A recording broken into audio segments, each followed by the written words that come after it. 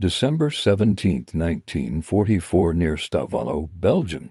The fuel gauge read empty, but Obersturmbannführer Joachim Peiper of KF Grouper Peiper, 1st SS Panzer Division, knew that already. Through his commander's periscope, he watched American trucks streaming past on the distant road, each burning more fuel in an hour than his entire column possessed. His Tiger II sat immobilized, its 860L tank drained after consuming its last drops, just 3 kilometers from the greatest prize of Operation Watch on the Rhine, a massive American fuel depot containing 2.2 million gallons of gasoline near Spar. In his post-war testimony at the Dow trials, Peiper would recall this moment with bitter clarity. "We could smell the gasoline.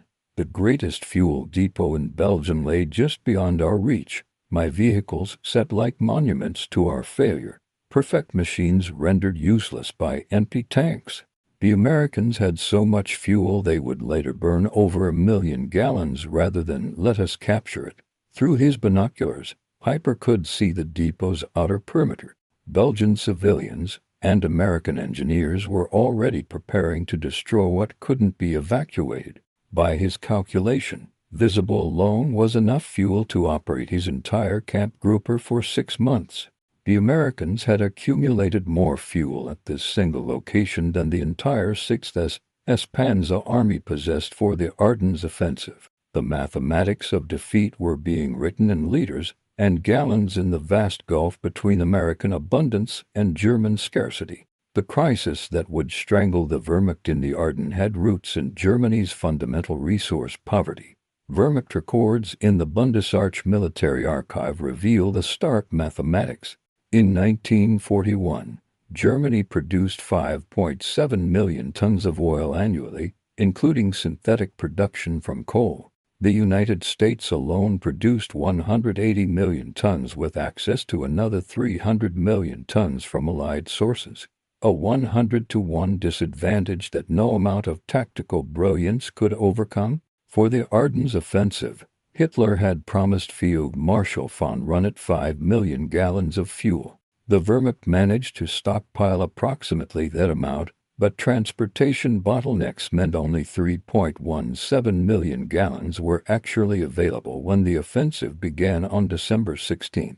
Even this allocation, larger than initially planned, provided fuel for only 6 days of operations. German General Staff calculations showed they had enough fuel for 1/3 to 1/2 the distance to Antwerp under combat conditions. Major Johann Dietrich, quartermaster of the 2nd Panzer Division, recorded the impossible arithmetic in his war diary.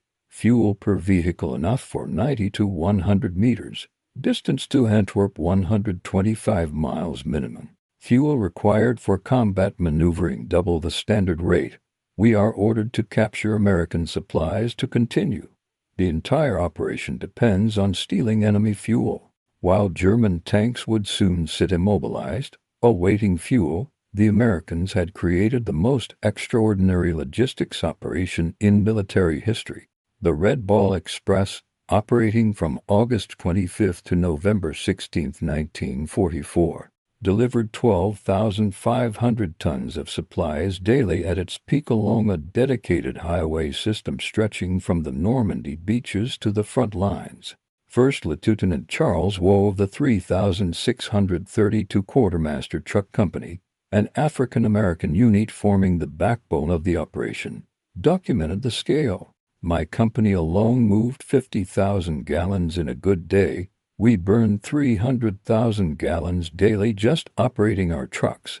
More fuel consumed delivering fuel than the Germans had for combat. Yesterday a driver spilled 50 gallons missing a tank opening. The lieutenant said, 'That's why we bring extra.' Nobody counted gallons. We counted tanker ships." The statistics from Transportation Corps records reveal the scope. 6,000 trucks operated continuously on exclusive military highways.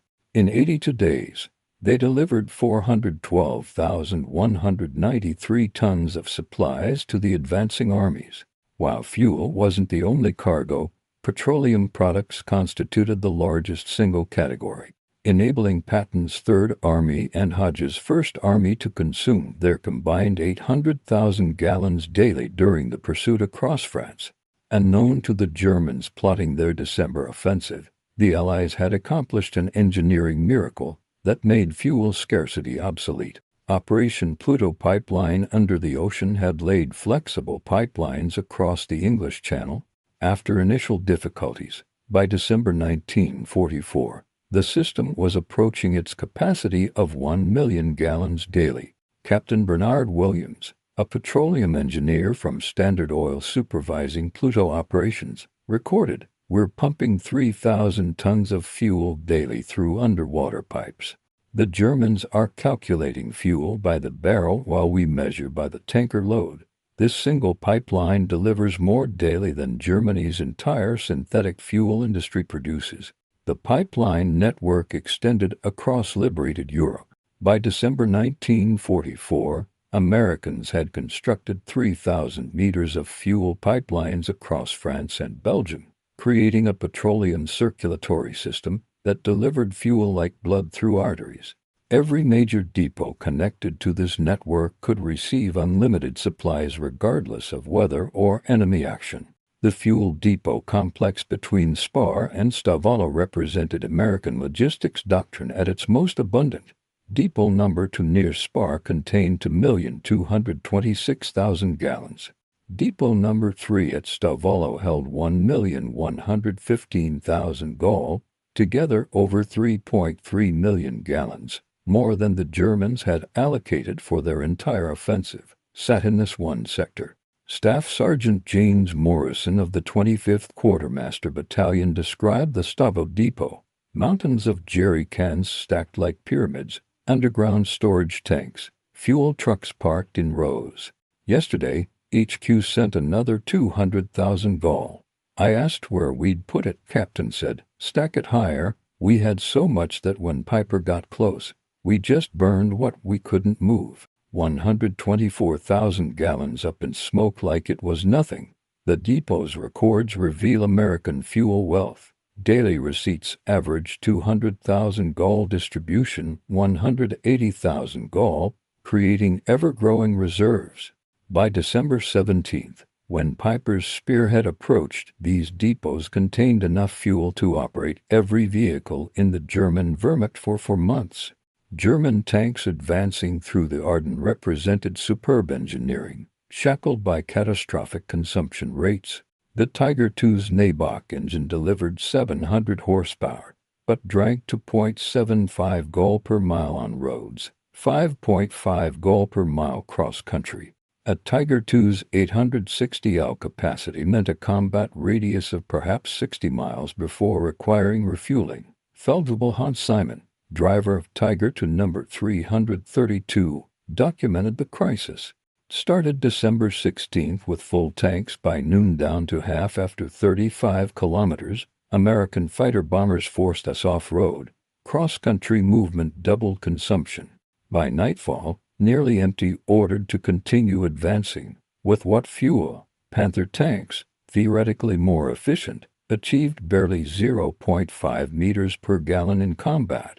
A Panther battalion's 60 tanks required 15,000 gall to move 30 miles under fire.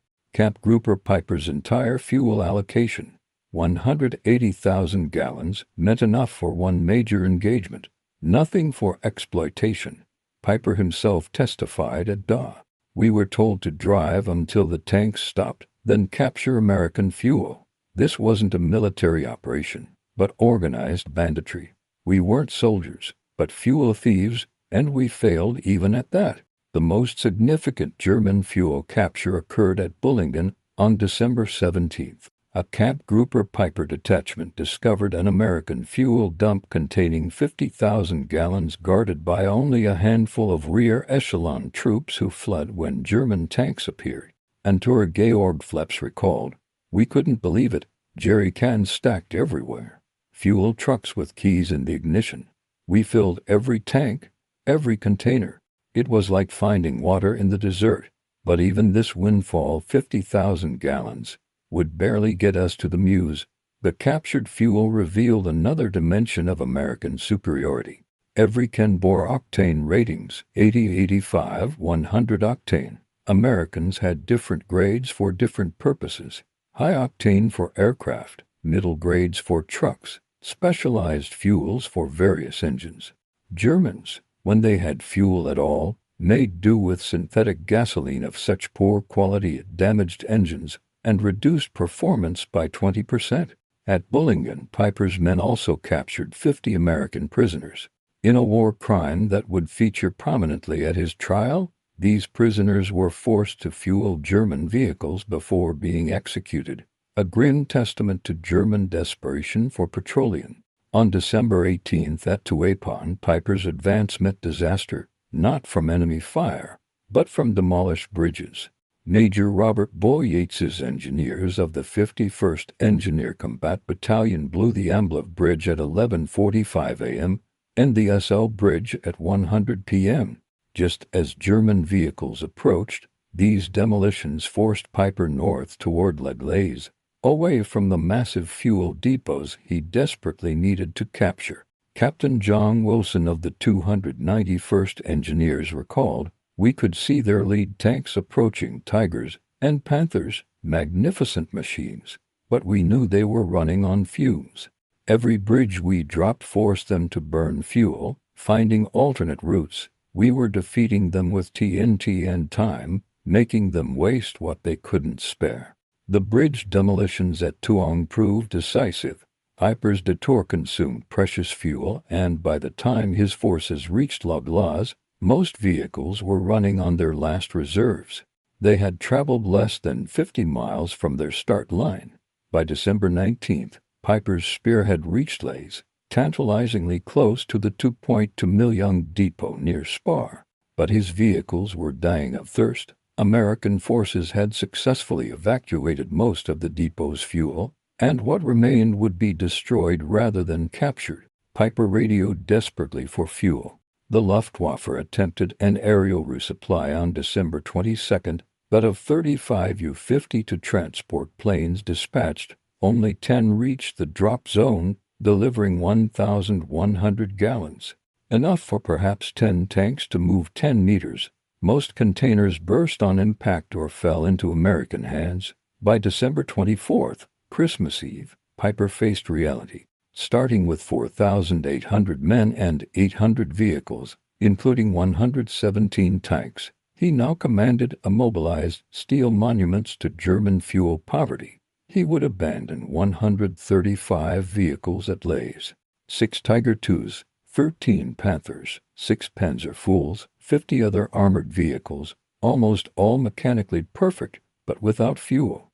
"I had the finest tank crews in the Wehrmacht," Peiper testified, "commanding the most powerful tanks ever built.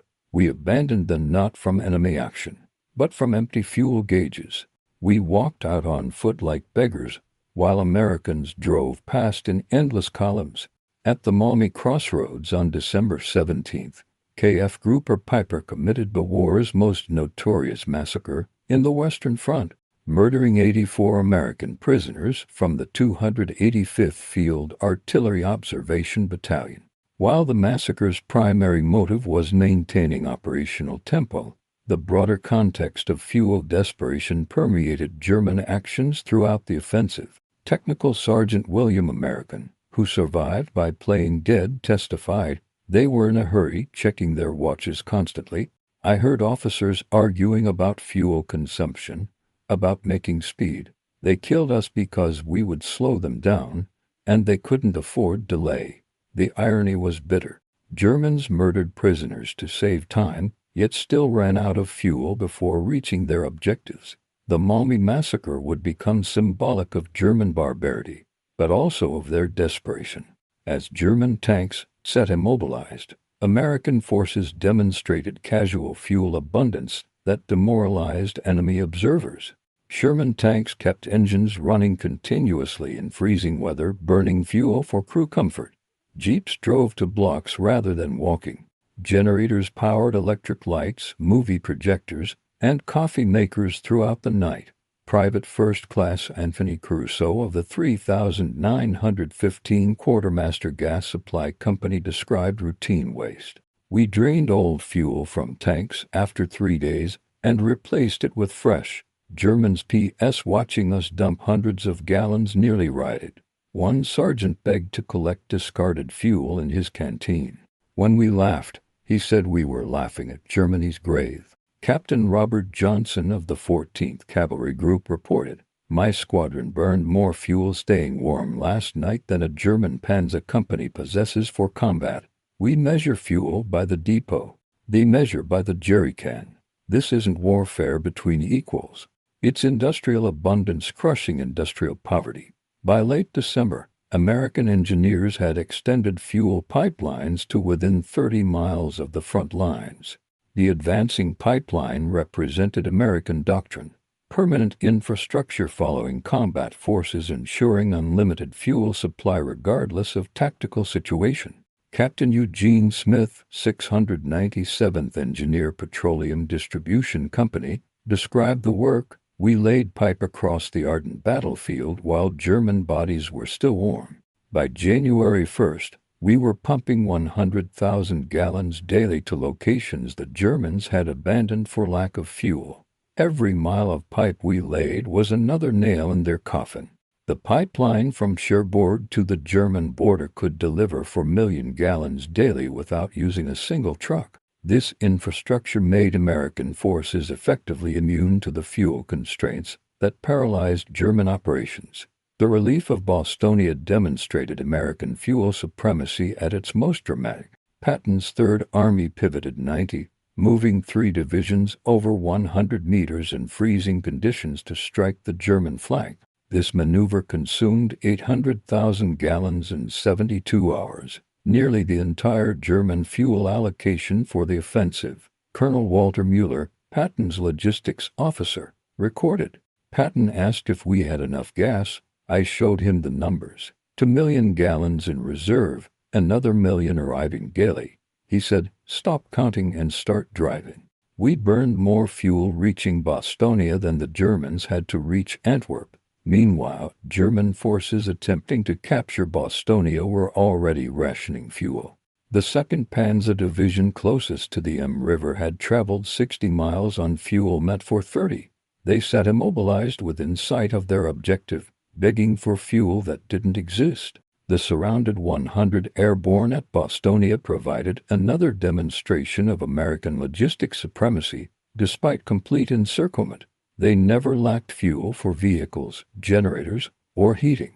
C-47 transports flew in supplies, including 5,000 gallons of fuel in special at-side crash-resistant containers. Sergeant Joseph Belly of the 326th Engineer Battalion described the drops. Germans watched from the woods as parachutes delivered jerry cans. German prisoners helped collect containers, shaking their heads in disbelief. One said, "You fly gasoline, you have so much you fly it." He wasn't angry, just broken. The Luftwaffe, struggling to fuel its remaining aircraft, watched American planes burn thousands of gallons to deliver thousands more. A circular logic of abundance that shattered German morale more effectively than artillery. Christmas Day 1944 marked the complete collapse of German fuel logistics. Across the Ardennes, German vehicles sat abandoned, not destroyed but simply empty. The 2nd Panzer Division itself, having advanced furthest west, was annihilated when it ran out of fuel just 3 miles from the Meuse.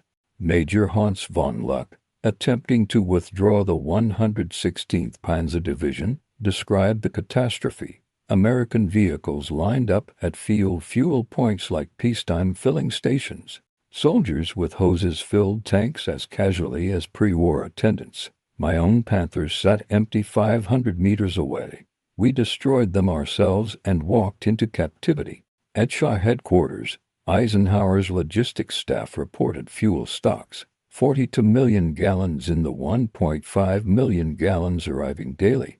The German offensive had increased American fuel consumption from 800,000 to 1.22 million gallons daily, treated as a minor fluctuation.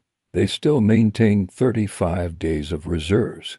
The most powerful symbol of German defeat was King Tiger 332, abandoned near Lays with an empty fuel tank. but otherwise perfect condition. This 68-ton masterpiece of engineering, virtually impervious to Allied guns, was defeated by an empty fuel gauge. The tank's commander, Obersturmbannführer Kurt Nippel, Germany's highest-scoring tank ace, with 168 confirmed kills, wrote his final combat report: "Destroying my vehicle for lack of fuel. Engine perfect, gun operational, armor intact, but the fuel tank is empty. We are defeated by absence. The absence of gasoline, which the Americans possess in infinite quantity." American forces found the destroyed King Tiger the next day. Beside it lay a carefully coiled siphon hose, the final tool of an army reduced to stealing drops while its enemies swam in oceans of petroleum. Captured German officers provided devastating insights into fuel poverty. Major Heinrich Gersel, quartermaster of 2nd SS Panzer Division, captured December 26, revealed the impossible mathematics. Your smallest depot contains more fuel than my entire division received. You measure in tanker ships what we measure in barrels. This isn't war. It's industrial annihilation. When shown American supplier accords, 100,000 gallons daily for an armored division, Gersel refused to believe it until presented with actual receipts. His response: "Then why continue fighting? You've already won.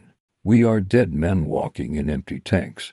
Oberst Friedrich von Melanchthon, operations officer for Army Group B, compiled the final arithmetic. Fuel required for Antwerp 4.5 million gallons. Fuel available 3.17 million gallons. Fuel delivered to units to 0.1 million gallons. Fuel consumed by December 24 to 0.0 million gall. Fuel captured 200,000 gall. Result: complete immobilization.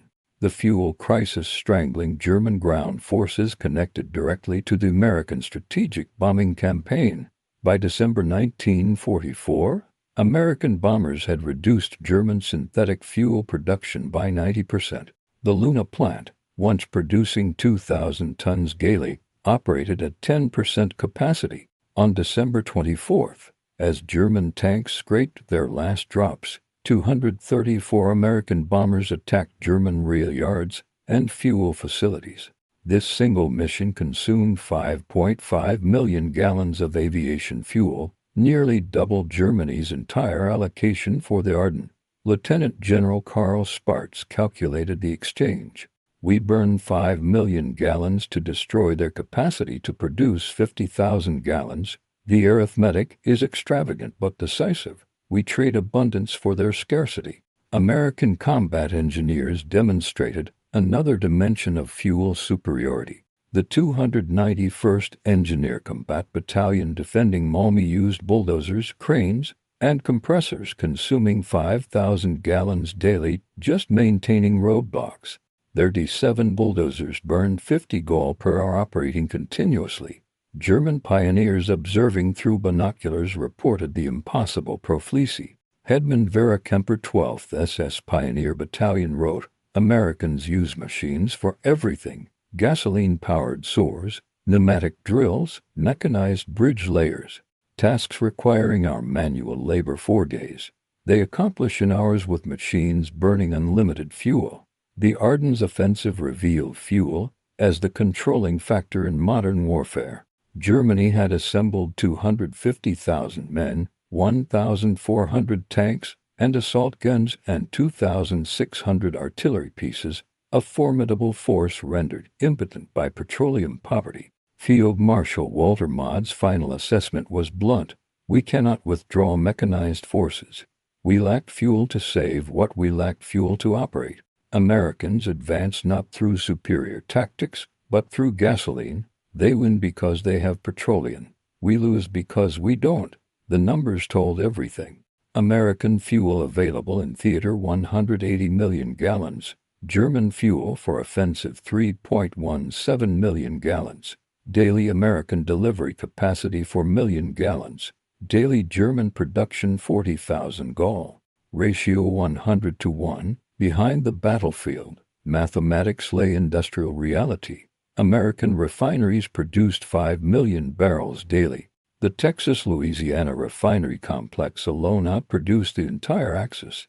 The Baytown refinery processed 10 million gallons daily, more than Germany's entire synthetic fuel industry.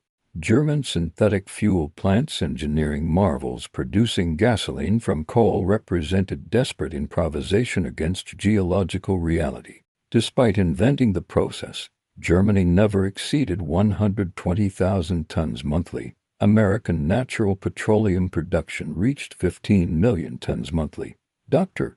Hinrich Buttfish, former IG Farben synthetic fuel director, admitted post-war, "We spent billions of Reichsmarks creating what Americans pumped from the ground. They burned excess fuel in flares while we measured by the drop." This wasn't technological competition, but resource infinity versus scarcity. By January 28, 1945, the Ardennes offensive had completely collapsed. German forces abandoned 15,000 vehicles during retreat, most from fuel exhaustion rather than combat damage. The Wehrmacht lost 600 tanks and assault guns, approximately 400 from empty fuel tanks.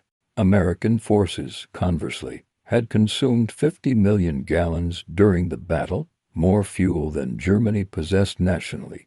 They ended the battle with larger reserves than when it began, testament to their logistics pipeline delivering 1.5 million gallons daily throughout the fighting. The 463rd Ordnance Evacuation Company recovered German vehicles after the battle. Their inventory revealed the pattern. Tiger IIs abandoned with full ammunition. Panthers destroyed by their crews for want of 100 gallons. Assault guns pushed into ditches when fuel ran out. Each vehicle a monument to petroleum poverty. The Battle of the Bulge proved that modern warfare was won in oil fields and refineries, not just battlefields. Germany brought tactical brilliance, superior tanks, and veteran crews to the Ardennes. America brought gasoline, unlimited, abundant, overwhelming gasoline. General Eisenhower understood this reality. The Germans had excellent soldiers, superior tanks, in many cases, defensive advantages, but they measured fuel by the barrel while we measured by the tanker ship. This disparity made victory inevitable. The German offensive, Hitler's last gamble, was doomed before the first shot. The Wehrmacht needed to capture American fuel to continue, but American fuel abundance meant even massive captures wouldn't matter.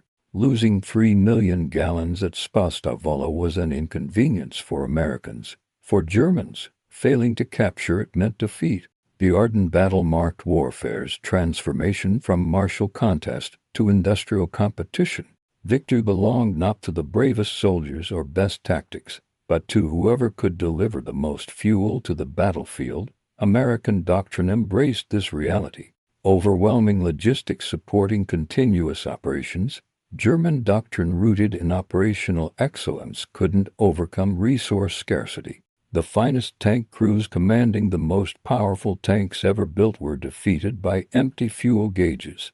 Colonel Cratton Abrams, commanding the 37th Tank Battalion that helped relieve Bostonia, captured this transformation. "I never check fuel levels. I tell logistics where I'm going and assume gasoline will be there. It always is." Germans counted every liter while we counted victories. For Germany, the Ardennes taught a bitter lesson about modern war's requirements. Courage couldn't overcome chemistry. Will couldn't create petroleum. The Wehrmacht that had conquered Europe with tactical innovation was crushed by American industrial capacity. Former Luftwaffe General Adolf Galland summarized, "We learned that modern war isn't won by warriors, but by factory workers, not by heroes, but by petroleum geologists. The Americans didn't defeat our army. They drowned it in gasoline." The abandoned vehicles littering the Ardennes told the story. Mechanical perfection rendered useless by empty tanks. German engineering excellence meant nothing without fuel to power it. The King Tigers and Panthers, masterpieces of armored warfare, became 68-ton monuments to one simple fact. In modern war, the army with the most fuel wins. The fuel crisis of December 1944 cast a long shadow over military thinking. Future armies would learn from Germany's catastrophe. Never launch operations beyond your fuel supply. Never depend on capturing enemy resources. Never underestimate logistics for America. The Ardennes validated their logistics-first approach. The ability to deliver millions of gallons anywhere, anytime, under any conditions became the foundation of American military supremacy.